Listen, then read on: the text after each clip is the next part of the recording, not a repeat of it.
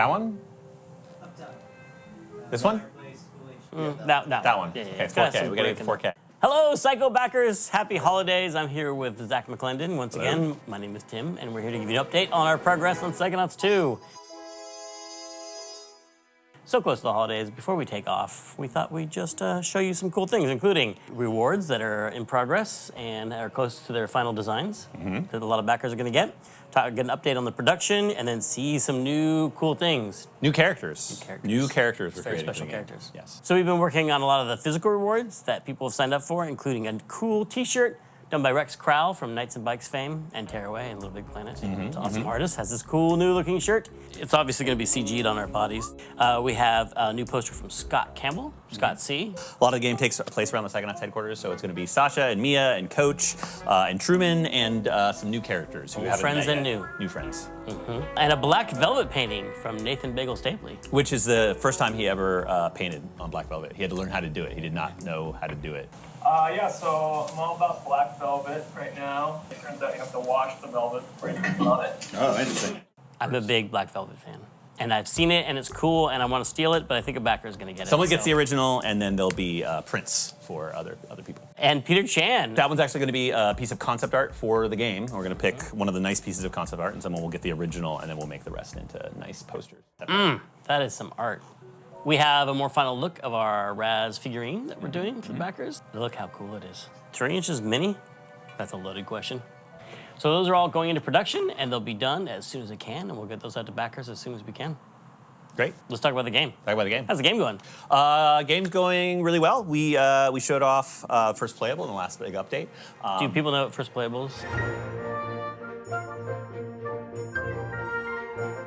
First playable is like the first time you can play the game and say, I played Psychonauts 2.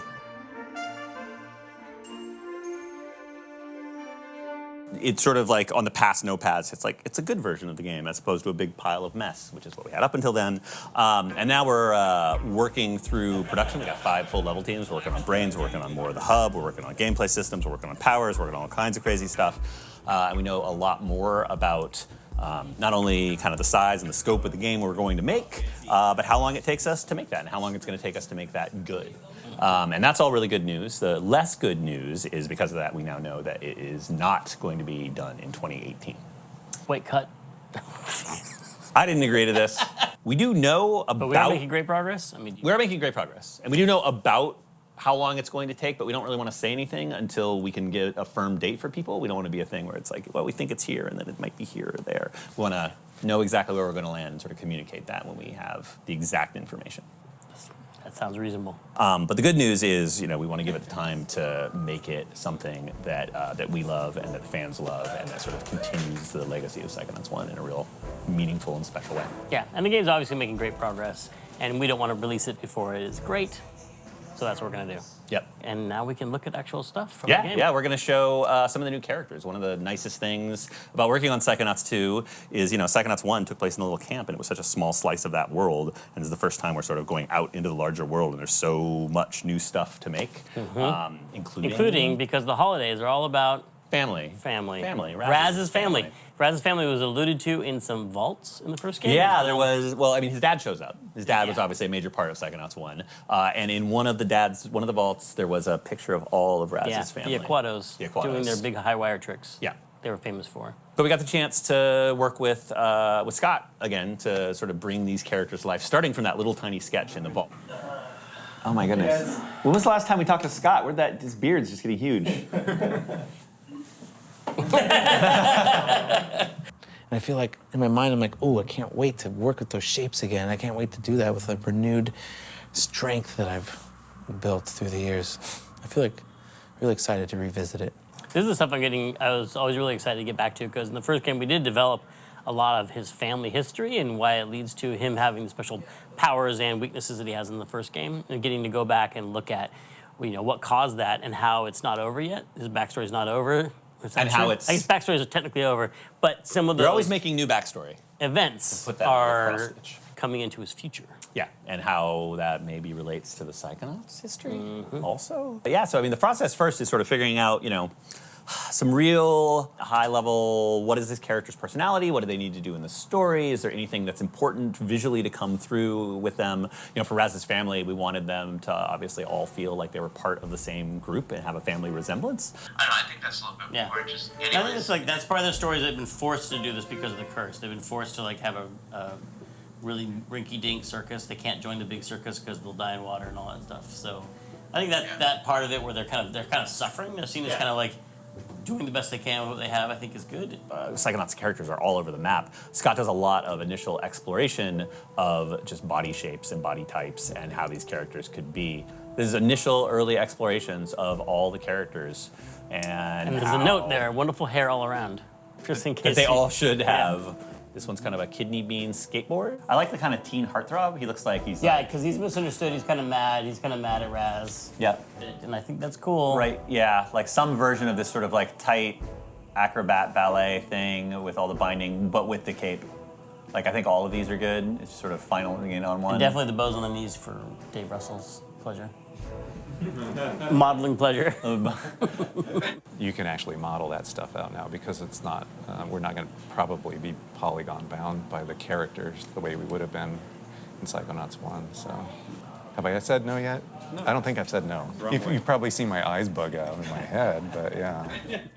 And a cape, and a big floofy cape. Yeah, a big floofy cape. Oh, we got all the cape stuff all figured out. This is one, so this is like, are we gonna have a silly baby that doesn't do much or a mean baby that is like Well, I throwing think tantrums? we're seeing him in the vault, I think, right? I mean, he seems to be pretty much going for it here. He seems like a little bit of a bully, but that's cool. Donatella changed a lot, especially in her changed. hair. Now I'm kind of liking that hair. like Should go back to that one. Do you think Frazee's, her hair is different enough than Donatella's? I love that. I like that it's the same, but it goes down. Yeah.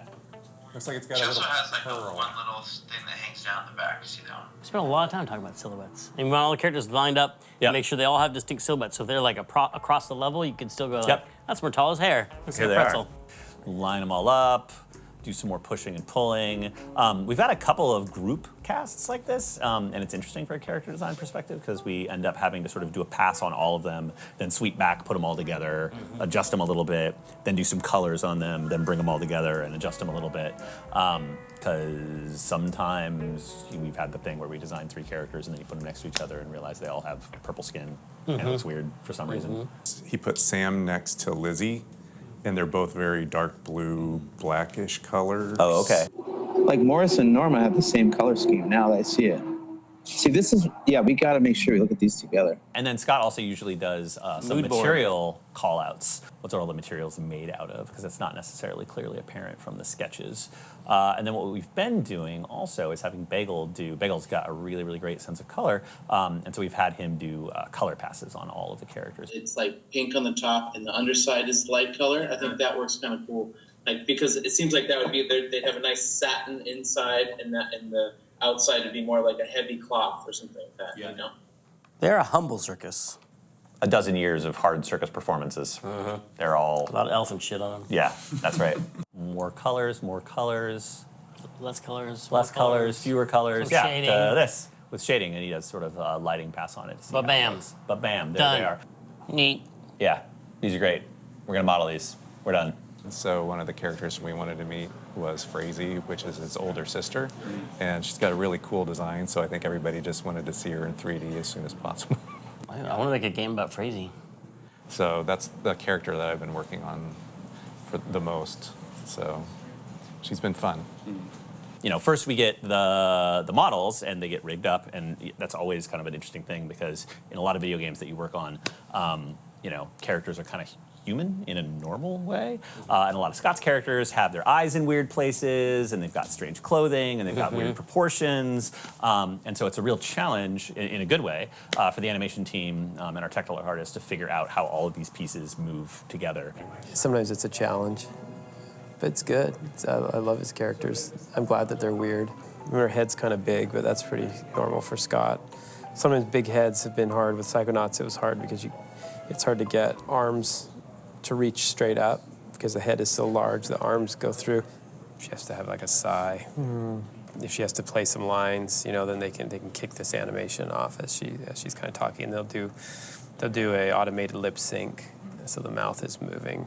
Yeah, she's cool. But the main thing is once you start seeing the eyes moving, and then suddenly they're alive. Because wherever you're looking, you're pulling in something into your brain, right? You're processing, and I think that's what gives life to these characters.